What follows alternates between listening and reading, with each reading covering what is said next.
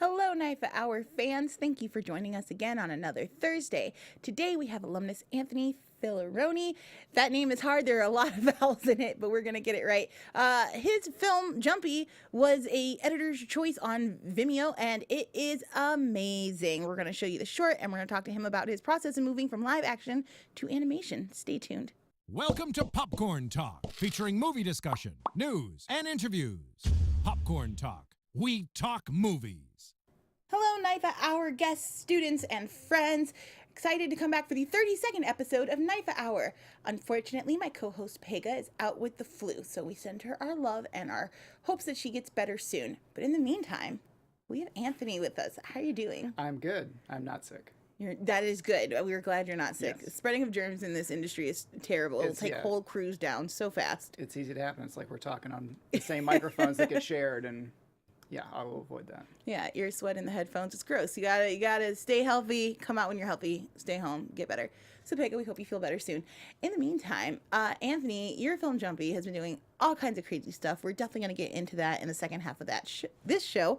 But I first wanted to ask you the same question we ask all of our guests, which is, when did you first know that you were in love with film? I don't know. It's a big one. That's a tough question. I don't know. I feel like film has just sort of always been part of my life. When I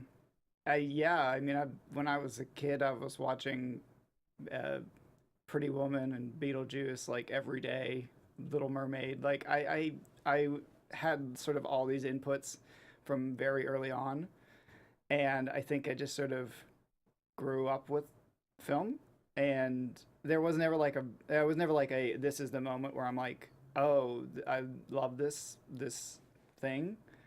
I think I only sort of maybe articulated it in the way like, oh, this is something that I love, that I want to do, when, you know, the sort of guidance counselors ask you, what do you want to do? And I was like, oh, I guess there's this thing that I love that just like it wasn't like even sort of like a conscious thing that I put to words before that.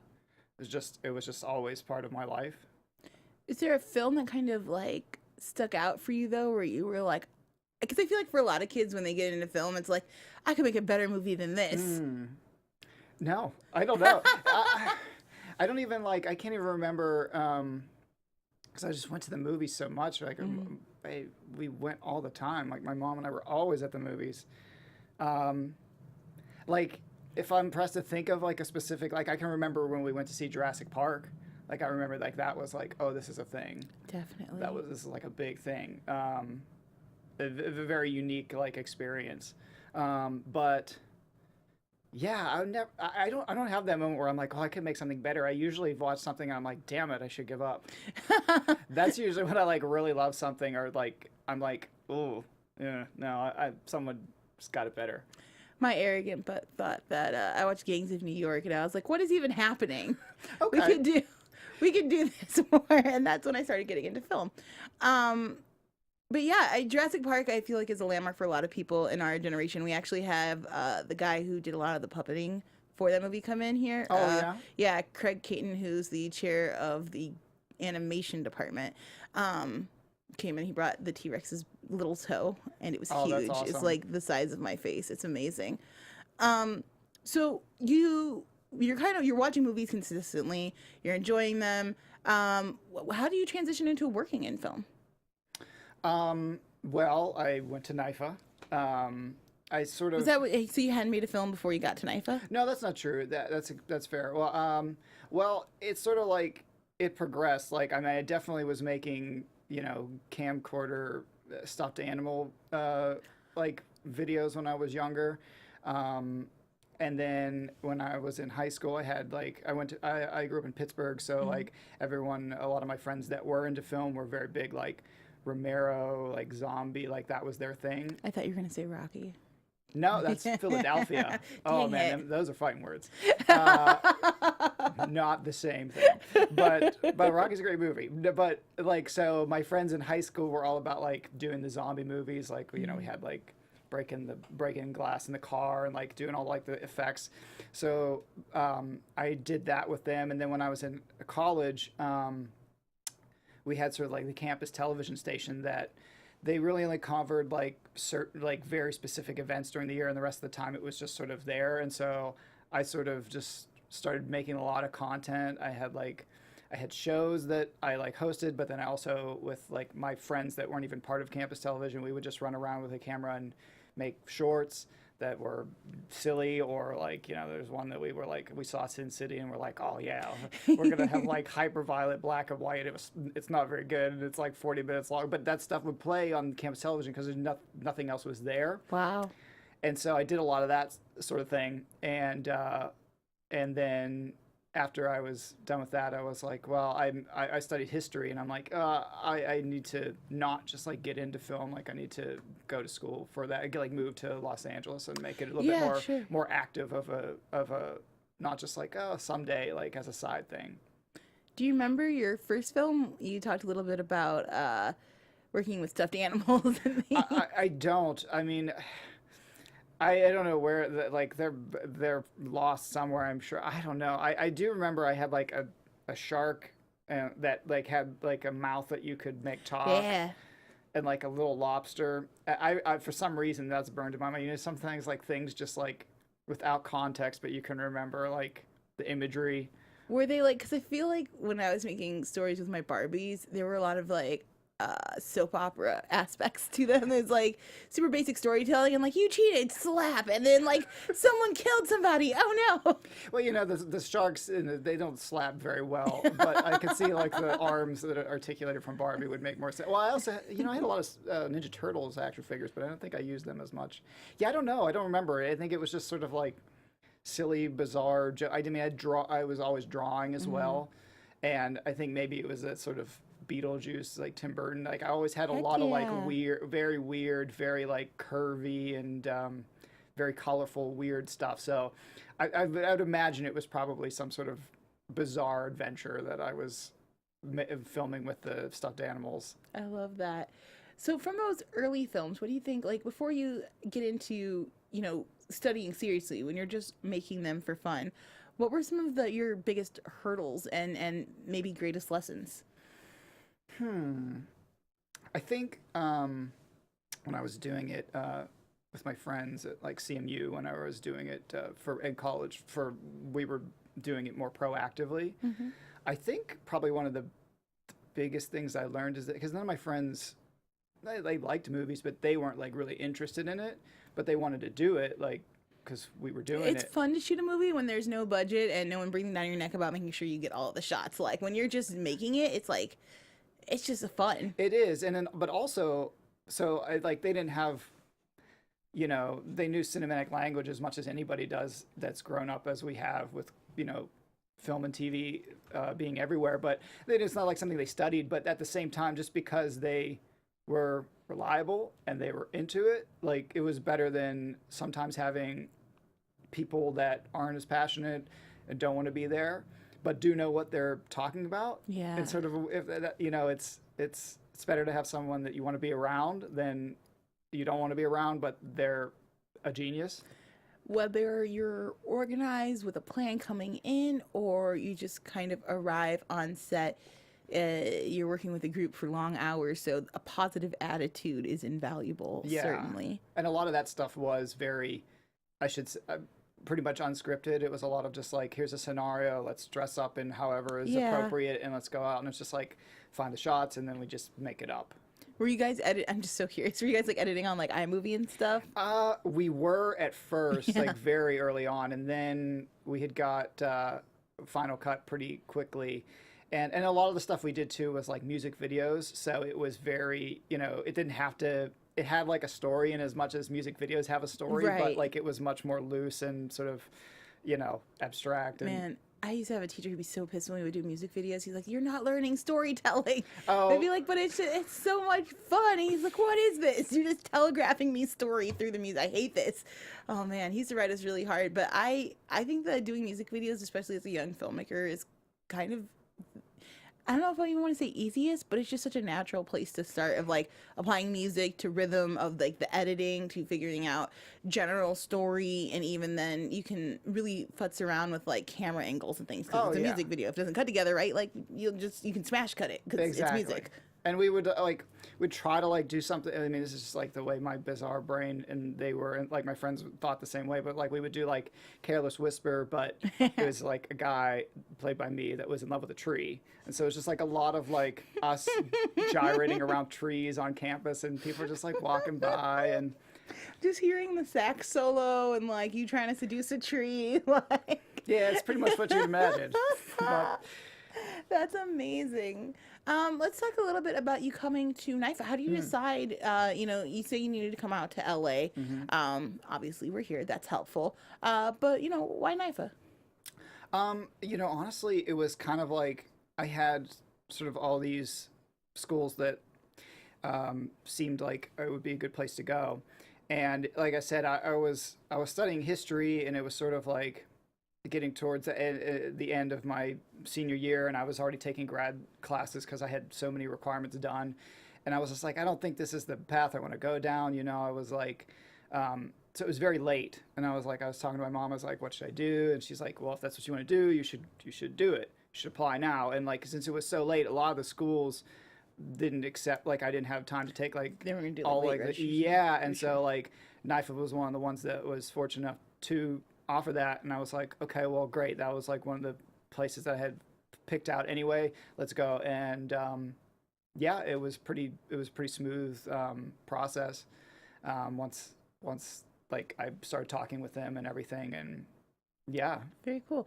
Refresh my memory, which program did you do? I did the filmmaking MFA 2-year program. Dang, that's like one of the most intense courses. It's intense. I know those guys are always off shooting, always off making It's movies. a lot. It's a lot. It's like there's theory, but then there's a lot of like just go and figure it out.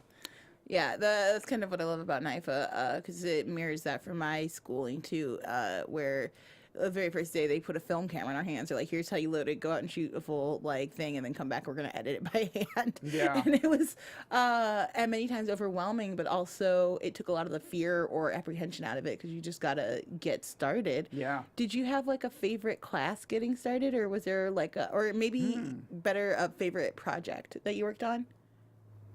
I mean, we made so many like little projects that and like I said, similar to like what I was saying when I was in college, undergrad, I like the group that I gravitated towards, we had a lot of fun no matter what we were working on. Well, sure. So even when we weren't having fun, like it's like a good learning memory because we could fight with one another. I don't know. I mean, my thesis film, which is strangely more topical than I had imagined when I made it. I thought it was more allegorical, but it was a comedy about the KKK. And that was fun to make because all the professors were nervous. Like, they're like, you can't have 20 people in hoods outside of a liquor store in Glendale. And The cops are gonna notice. no one, like 3 or 4 people pulled up and were like brave enough to be like, what's going on here? Like ready to take on 20 people. But then we were like, there's lights, there's cameras, just a movie. And they're like, oh, okay, cool. And they left. Wait, okay, we have to pause and give context for people living outside of Los Angeles. But some people refer to Burbank, where our campus resides, as Mayberry, which, if you don't know, is like the fictitious town from the 50s TV show where like people go fishing and everybody knows your name and it's very quaint. That's Burbank. Imagine that, but like more expensive, slightly modernized, and that's Glendale. Like Glendale is just as kind of clean and whole cut, but there's also like an upper class kind of level to it. A lot of rich people live there, a lot of executives for studios and things move their families out there because it's safe and not downtown. It almost amazes me that anybody stopped. I was like happy that people stopped, but then like once they saw that we were shooting a movie and we're not actually racists, that they were like, okay, cool, and they left. But like I was like, I'm kind of proud that someone like stopped and was like ready to take us on. It makes me really happy, yeah. But like I couldn't do that now. I think it would be definitely much harder after Charlottesville to try to film a scene like that. It's like Yeah. that's probably one where you would need to call your local police department and Yeah. have them be on set so as to not cause any alarm or uprisings. Wow. So But we were just students, so we were just like, let's go. yeah, I've definitely before I had a brain and was early in my college years, shot in an open park with fake weapons. Definitely had the cops pull up and be like, "The hell is going on here?" Like, sorry, they're fake. We'll leave now. Remember to get permits. They're Yes. helpful. They will protect you. They're not that expensive when you compare them to legal fees in prison. Which Especially when you're a student, permits are really cheap. Right, yeah, definitely take advantage of that. So you make a comedy. How does that go over when you screen it? Did people like it? Yeah, it went really well. Because obviously it is not a pro KKK film. No. It's like Romeo and Juliet, the movie. It's like the kid in the KKK and the kid who works at the liquor store who is Indian, and so yeah, no, it went over really well. I mean, it's very farcical and really. So you put that into competitions because I feel like it's so timely. I did when I first made it. 5-6 years ago. That's amazing. I kind of really want to see this project now. I want to ask you too, how did your time at NYFA change you as a filmmaker? You're making films before, kind of shotgunning them and guerrilla shooting with your college friends. You come to NYFA, you do an extensive, really intense 2-year program. How did your time change over? I think what NYFA gave me is it put a lot of words to things that like I sort of understood, but then it's hard to articulate things when you're like, okay, I get that, like, maybe this framing feels right, but how do you convey that, or how do you like realize why it makes you feel this way, and then okay, then I can replicate it more efficiently, like that sort of thing. I feel like it gave me a lot of like almost confidence, understanding in the things that I just had absorbed from watching films. Of course, I learned a lot, like there, especially like, anything with like equipment, like technically, like with a camera and stuff. Like my brain is so not wired that way. So I learned a lot in that regard. But in terms of like the theory, I feel like it really just gave me like a lot of confidence in that. Like, oh yeah, I knew that thing. Like, okay, now I understand like why it works this way, or why I would use it at this place and this time in a story, as opposed to something else. Definitely. Let's take a look at your film, Jumpy. Actually, before we get started on that, I want to ask you really quick, who is Jumpy? Who is Jumpy? Yeah. Oh, that's such a deep question. I know. I mean, plot-wise, Jumpy is a in-game avatar in a video game, and Jumpy loves to jump. All right, let's check out this movie. It's so cute.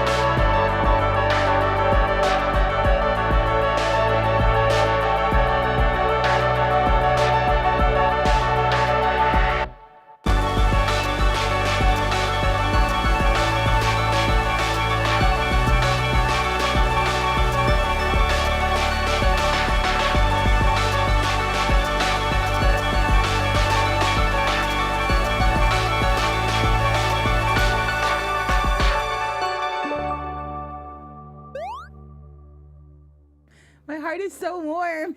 I feel all kinds of gooey inside. Oh my goodness. Incredible film. I wanted to talk to you a little bit about, so you go to school to do live action. Anybody who's involved in film animation is an entirely different beast. How do you even get started on making an animated project? Well, several years ago, I had an idea for a short that I thought would be suited for animation, because it was all about like imagination and this particular woman's point of view on the world, and so I didn't know what to do with it, and then as I said before, I was always drawing when I was a kid, so I can draw quite well, and it's just something that's I'm used to. And so I always thought, well, I've seen like the old videos of Walt Disney, like walking around the studio and being like, and here's how we do it, and I'm like, okay, like that concept makes sense to me.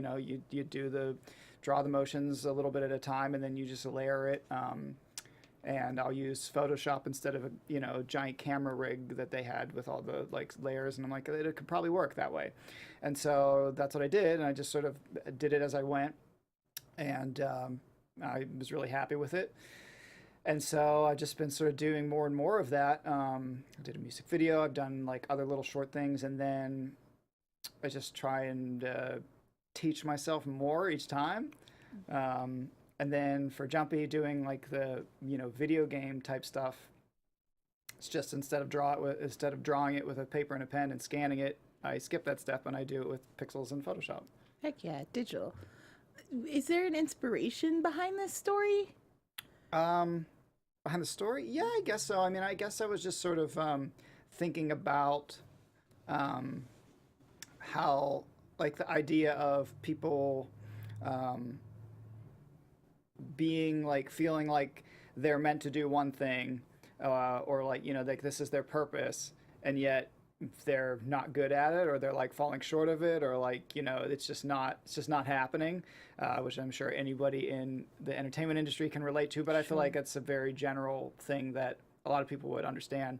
And so I was just like thinking about that, and also having played video games since I was like 2 years old, it seemed like that sort of world of like if this is like the character's programmed to do, they can't succeed. It's like, well, then what do you do with yourself? Definitely. And so I think that was sort of the germ of the idea. It reminded me of this saying we have at AfterBuzz, which is, if you strive for excellent, you can have, if you strive for perfection, you can have everything. Because people think like, oh, well, if I'm really good, then I'll get really good results. But it tends to be that so much of your effort is just a failure, just because that's part of learning, that you have to strive for perfection if you want to reach excellence, if you want to have it all. And that's kind of the sense I got. It also gave me a lot of feelings of like, for those of you who follow like a lot of your old high schooler friends on Facebook and things, or even your college buddies, and you're watching them go on to achieve like these great successes, and you're still trying to do something that maybe they either achieved a long time ago, or maybe it's something that they don't even care about, but it seems small to you, and just the frustration, but also the perseverance of that, and how beautiful it is when you are able to achieve, after working so hard. It's a beautiful little short film. How did you have a crew for this? How did that work? No, I just did it. I did it. Well, so I had a composer who I reached out to when I had all the visuals done, but I did all the visuals myself. And then I just found this guy online who was doing like Metroid like remixes of old and I was like, oh, I like that. And then he had like one original piece that was also very gamey and electronic but very emotional, so I reached out to him. His name is Luminist, and he lives in the UK. Wow. And like I talked to him a couple times, and he did the music in like 2 days, and that was that. That score came together in 2 days?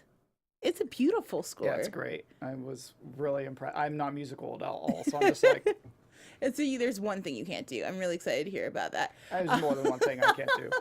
I don't know. You made an entire animation. Like, usually there's, teams of people to do animation. Even in digital, you kind of expect like 2 or 3 people, like someone working on character design, someone to be doing the editing, and maybe someone to be, storyboard the thing. How long, as a team of 1, did it take you to complete this? Well, but the other thing too is like, this is not, it's not full 3D. It's not like a Pixar short. That is true. Like those type of shorts, yes, like the credits go on longer than the film for good reason. But like, I know what I can do, and so it's like, and I try to push that each time. But like, to set something in a classic, very 16-bit, like that type of video game world, it's there's a certain like rigidity and on like lack of finesse that it's meant to have. Do you know what I mean? Like a character that like walks like this with like 3 frames is what it's meant to look like and feel like. So it's like it's a way of just like taking the limitations and what you can and can't do and make that suit it. So speaking of Jumpy, as you're creating this character and this world, were there a lot of iterations in the design, or were you pretty confident off the bat? You knew exactly what you wanted. Yeah, well, it's not so much confident off the bat. It's just off the bat. It's just that these sort of things like usually live in my head for quite a while. Okay. So it's like I get the idea and I get the story, pretty quick, and then I just like it'll sit for a while, and I'll think about it, and then once I start to decide, the character should look this way or look that way. A lot of the work has been done, so to speak, in my brain. So there's not a lot on paper that there's many iterations. Like there's a little bit of fine tuning, but for the most part, I mean, Jumpy was Jumpy the first time I like sketched it out. What made you? So I know you said you had an idea for animation way earlier, but like, what about animation, kind of drew you into it as a medium? And I guess for a video game story, it makes sense to do it in animation, and yet I'm still intrigued of like why you went to tell Jumpy story in an animated form. Well, I think for Jumpy in particular, again, like I said, video games have been like a huge part of my brain since I was younger. And so just when I was thinking about that idea of, being made to do something and not being able to do it, for whatever reason, just in my mind, I thought that a video game would be a good, a good vessel that's relatable, that's easy to is very accessible. It's very like, I really honestly wasn't thinking about this, but probably in the back of my mind I was like, video games, anything from the 80s, like that stuff is huge for everyone now. Like everyone's like living on nostalgia. So that just makes it more palatable to people, Okay. But That's smart. Yeah, I want to say that I was that smart and I thought like that way, but I really was just that I like video games, and it seemed like, and also like I was saying, I like to challenge myself technique wise, and so I'm like, okay, I've done several hand drawn animations. I could still be way better at that, and I want to work at that, but it would be fun to do something that's set in a video game and that's video gamey, just because I love that world, and so that's, I think really it just seemed like, this thing that I want to do and this thing that I want to do, they just fit. So you're putting, because like, okay, so my brain is like, okay, animation, I know I need to have the drawings, and I know I need to have the program in which to animate, and you're doing it digitally, so I know you don't need to draw each side hand by hand, and your settings are pretty standard, so it's not like you're drawing like 100 different backgrounds, right, or flying all over the world trying to get different looks and images. But even still, like, what was the next, as you're getting started in your first time doing this, what are, like, you get the software, you start drawing, where are you experiencing hiccups, and is there anything you wish you had known before you started that would have made your life easier? Yeah, knowing how to animate would probably have been helpful to me. No, I mean, when I first started, I think the hiccups were really just technical, because even when I started, I didn't know After Effects, which is a very, for those who don't know, is very technical, effects heavy software. I was just using Premiere, which is basic editing. And for my first animated short that I did, which was all hand drawn, draw and then make the layers in Photoshop, very much like cells, just like, the Disney painted on the transparency. and then put all those layers together in Premiere. And somehow Premiere never, like, it had a lot of problems, but it got through it. Sure. And then, like, as I started to do more shorts with more layers, like, Premiere just was not handling it. It just wouldn't take it. So I had to start using After Effects and start learning how to do that. And, you know, there's tutorials online how to do anything, so there's like no reason not to learn how to do anything, especially technical stuff like that. So yeah, there wasn't a whole lot of hiccups. It's just like it's that very like nitty-gritty stuff like you're talking about, like, okay, why I'm telling it to go here and it's not, especially with Jumpy, because Jumpy is not, like you said, they're little assets. It's not like I've drawn the character in a specific spot moving in a specific way. Like I have a little Jumpy asset that I can move around as Jumpy's running. So it's like, okay, get the physics right, like do what I'm telling you. And for the most part, it does, but even like After Effects, sometimes there's just too many layers for it to handle in a certain way.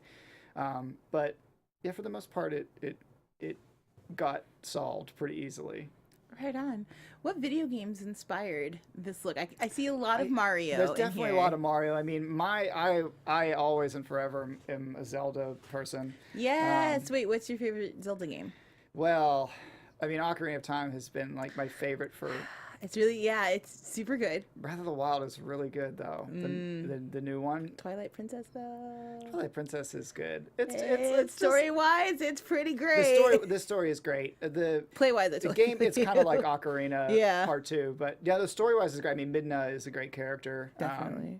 The music, I mean, the music's always great, but the music for Midna in that game is excellent. No, I won't begrudge Twilight Princess. They're all great. So, I mean, there's a little, like, one of the other Jumpies has, like, a sword in there. So that's, like, my little Zelda bit. But, yeah, there's, it's mostly Mario. I mean, the platforming thing is really just, that just comes down to Mario. There's a little other stuff in there, like, you know, there's a little bit of Sonic in there, the character, like... Yeah, when he rolls. Well, and then, yeah, there's, like, the double jump, and then there's also, in Sonic, there was always, like, this big emerald that when you jump on, you could get, like, super and Sonic. the diamond. Yeah, and so, like, there's that part. But those are just, like, little moments. Like, yeah, as you said, the real, like, meat of it is that platforming frustration, and that's Mario, I think. Is there a game that had a boss that you just could not defeat that maybe would have caused you to restart like Jumpy's guy did? Oh, I mean, there were plenty of times that I've thrown controllers and yeah, I'm sure there was. I mean, the final boss in Kingdom Hearts 1 took me forever. Well, is it Seraph? Yeah, where you're like, you get to the final castle and like it's just you and Mickey and Donald. I think I don't even know if Goofy's there. I just remember that it was like I was 13 or something, and I was just like over and over again, like days on end, and I'm like, I'm the stupidest person on the planet. Or I played Resident Evil with my dad because we were both too scared to watch. Yeah, I can't do that.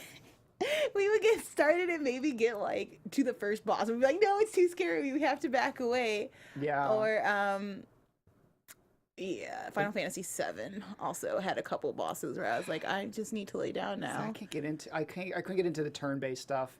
That's fair. It just and also you talking about being scared by Resident Evil. Anytime you're walking around and a random encounter happens and that like sound, like it scared me. So I couldn't play the game. Yeah, we had the surround sound set up, and so you would hear like in the background. You're just like, what's happening? I don't like that. Maybe just thinking about it. Maybe Meat Boy. Did you ever play Super Meat Boy? I didn't. That's a really challenging platformer game. So maybe there's some of that in there too. But it's like it's very it eggs you on because it's meant to be like very, you know, you get a little bit further every time. And so it's really designed in a way that makes you want to like keep going and then not throw the controller. So that's encouraging. It's nice to have a video game. I feel like sometimes the developers are antagonizing the players. They're doing that too, They're for like, sure. Poke, I bet you can't figure it out. That's pretty much it too. Well, it's like you can see how you're supposed to do it. Like it's not like you have to figure it out. It's just like there's spikes on all the walls, and that's it's like challenging. Yeah, it's all platforming, but. Right on. Were you surprised at the reaction, particularly the editor's choice for I'm sorry, Vimeo.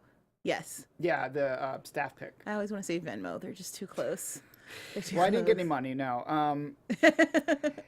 Yeah, I mean, it was one of those things where it's like, oddly, with the projects that I've animated, I always feel like I'm very proud of them. Yeah. Like normally, I think anybody who does anything creative, I'm sure anything, but like especially creative, you're always like, oh, I wish I had done this differently, or I'm not fully happy with it. Right. But with all the animated stuff I've done, I can say for any of their flaws, like I'm happy with them. So I'm like, quality wise, I'm like, it should be, and I'm just like, I'm like, like trying to like Twitter message all the like, or tweet, I guess as the kids say, all the like Vimeo staff people, and be like, hey, check it out, like, don't give me a staff pick. So there's really, some like, actually some strategy. I assumed that they had just found you. They do, but there's a lot of like, there's a lot of theory about like what's the best way to get noticed without being obnoxious. Sure. They do do it all themselves, but like I think there's some technique that you can use, especially like I had been featured on some I had been on like film school rejects, and like before I got the staff pick, so like some of these things which you have to like reach out to those people, like you can't just rely on them seeing it, so you have to do it, reach out to people in a way that's not obnoxious and just being like, look, we both know what this is. If you like it, feature it. If it fits your audience, feature it. If not, and here's all the stuff you need. And if not, that's cool. So like I had gotten some traction already from that, and then like the views had started to like go up a little bit. And I'm like, I feel like if they're going to notice it, it's going to happen soon. And if it doesn't, then it won't. So like I was very pleasantly surprised when it happened, but also like that day I had seen like some of the staff like members had liked the video or had like clicked on the video, and I'm like, several at once, that's probably an indicator. And then so like later that day it happened. I was like, oh, that's lovely. That is beautiful. Yeah. I was reading some of the comments under the video, and there's such a it's got such a positive message, and it seems like a lot of people took that to heart. Was that at all? So like, what is it like to receive those kinds of messages? I mean, like that's just like I don't even know how to respond. I try to respond to all the comments, but like I have no real speech for. It's always just like, thank you. Yeah, I mean, it's what you hope for, but it's just it's so. As I said, I'm speechless. Like it's just so nice when you hope that someone will connect with it and take what they will from it. Like I've had a lot of people take things that I didn't even like think about or intend when I put in there, and I'm like, that's awesome. Like I'm glad that that's in there and you saw it and it meant something to you. And so it's just like, I mean, that's what it's all about. So I'm always very like happy and humbled. And as I said, I even now just like, I don't know what to say about it. It's just like, it's great. I can't say anything about it. It's just awesome when people are receptive to that sort of thing. So what advice do you have to people, especially I guess, who are interested in animation and maybe can draw but do feel intimidated by the technology and by the kind of undertaking that animation requires? What advice do you have to them in getting started? I think they should just give it a go. I mean, honestly, so many like things out there that are really moving to people. I mean, you can go on Vimeo as just a good example and look at some of the animation that's on there. Not that you should be comparing yourself to other people, but like the style is very rough a lot of the times. It's very minimal. It's a lot of those people are relying on the idea and their concept to get it across. I mean, I don't know do you know who Don Hertzfeld is?